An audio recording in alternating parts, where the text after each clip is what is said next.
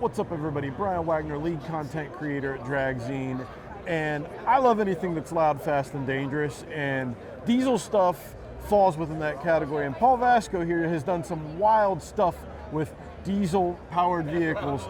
Paul, let's talk about the record you set. Let's talk about that. What exactly did you do again? So we were the first diesel-powered vehicle to run a 5-second elapsed time in the quarter mile. That's gnarly. And how much of a 5 and how fast? So we went, 591 at I think 229, right, Mark? I have my tech advisor over here on the left. So I'm partner. Yeah, you can't see him, but one of the partners in the car. But yeah, so 591, 229 miles an hour. That is smoking for anything, let alone a diesel-powered vehicle. So before we get, let's talk about the tech specs. You know, who built your Dragster? Who built it? So the chassis itself is built by Precision Chassis. They're in Pottstown, Pennsylvania, not too far from me, and they did an amazing job. They were one of the few chassis shops when I called them about a diesel-powered Dragster that didn't laugh and hang up the phone. That's going to be my question, to find out who built that, because this is not like your typical put a big block Chevy in it, let it eat. You know, diesel engine presents some interesting challenges, I'm sure. It does, and I mean, one thing we learned along the way is there are some differences with it, but the nice part is it wasn't as dramatic of a difference as what we had originally thought. So as we got into the project, it was actually closer to like a Hemi would be, as far as width with frame rails and things like that. So did it cause a lot of issues with weight or anything like that, or was that pretty negligible? So weight, it's a little bit heavier than what you would see with like a big block Chevy with a 4-link on the back of the car. This is a hardtail car, so there's no suspension in it. So we come in probably about 200 pounds heavier than most of the other Dragsters out there, which isn't a lot, but when you look at it from a percentage standpoint, it definitely makes a difference. It's not bad. That's not as bad as what I thought it'd be. Yeah. So let's talk about the engine that powers this thing, because it's definitely not your basic old Duramax, is it? No, there's a couple things that have been done to it. So the current engine that's in it right now is an all billet aluminum block, but the interesting thing about it is it's built off of factory dimensions. So this car originally had a factory block in there that was filled, so it was solid cast iron heads, and we did really well. We ran low fours, had a lot of fun, but we knew that block would be the limiting factor. So Jeremy Wagler came up with a full billet aluminum block. We put billet aluminum heads on it, and that's what's allowing us to now put down more horsepower, go faster, and achieve some of these goals.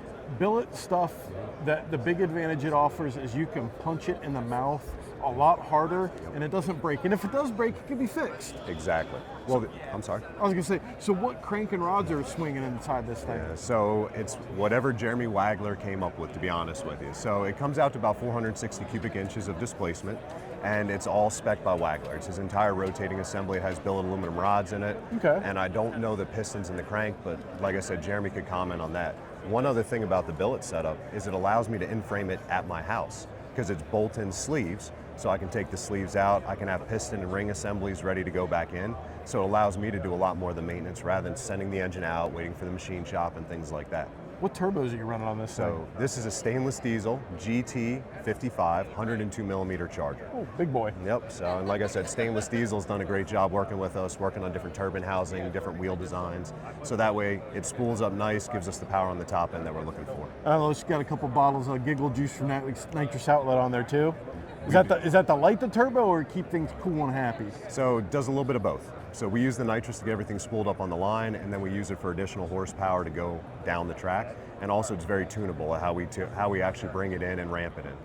And I'm interested too, what transmission and converter do you have behind this thing? Because that's a pretty gnarly setup as well. Yeah, so we have an M&M Turbo 400, and we have a Neil Chance pulled together 10-inch converter in there. And that's, you got to go big with, and you've got, how much torque does this thing make, do you know? I mean, if I had to guess, we're probably well over 3,000 foot-pounds. Mark? Yep, okay.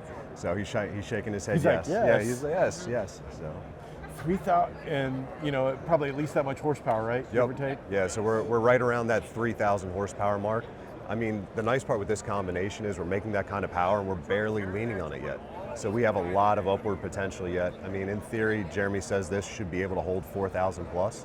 And yeah, hopefully we get to flirt with those numbers here later in 2025. And the nice thing about a pipe rack on wheels is it gives you the ability to harness that power a lot easier and play with it a lot more, right? Yes, it does. And the other thing that helps us too is we have a Motec engine management system, which gives us almost unlimited tunability. See, listen to you, a pro. That was going to be my next question. Like, how do you control this traveling menagerie? Well, so we have that Motec, which is through S&S, who they also do the fuel components, so everything's integrated together really well. And then behind the keyboard, we have Mark with MTKB, and we also have Ryan with Hardway Performance. And between the two of them, they're doing amazing things with power management off the line, applying the power going down the track, making sure the combination's happy, so that way we can go round after round after round. You know, if Ryan Milliken is involved with something, it's going to party hard. That's just, I think Milliken only has one speed, and that's until parts are hanging out of it. He's known as like the sledgehammer, I guess you could say. Yes. But I'll tell you what, him and Mark, they complement each other really well. Mark has decades of experience with the Duramaxes. Ryan has a lot of experience with the Cummins and the Motec. And you put that expertise together and it's amazing. Well, you can see what happened. That was our first quarter-mile pass ever, and we ran in the 5s. Way to kick things off. So what's it like driving a 5-second diesel dragster? That's got to be an interesting experience. It's amazing. It's a raw and pure form of just performance and horsepower and drag racing.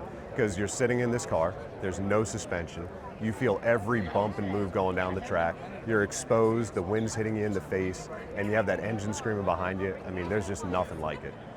And when you say screaming, it's like 6,000 RPM. Okay, yeah. I need to clarify. Right? No, I get it. Yep.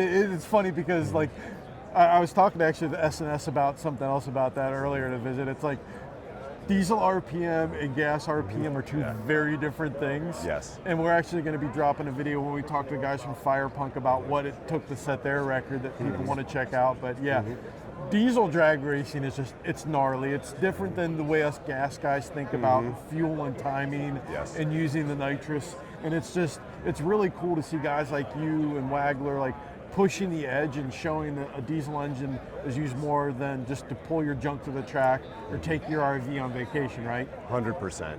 And I mean, the nice part is with this rotating assembly, we've seen over 7,000 RPMs, but just because we can turn that RPM doesn't mean the combination's happy there, right? You got to balance the turbo, the nitrous, and things like that. So we're still figuring out where the engine's happy, but we're only going to turn as much RPM as we need to go fast. Awesome. Well, Paul, I appreciate your time. We're going to follow along to see if you can harness all that horsepower. Make sure you follow along on Dragzine to see what Paul does and the rest of the diesel drag racers out there. Thank you. Nice talking to you.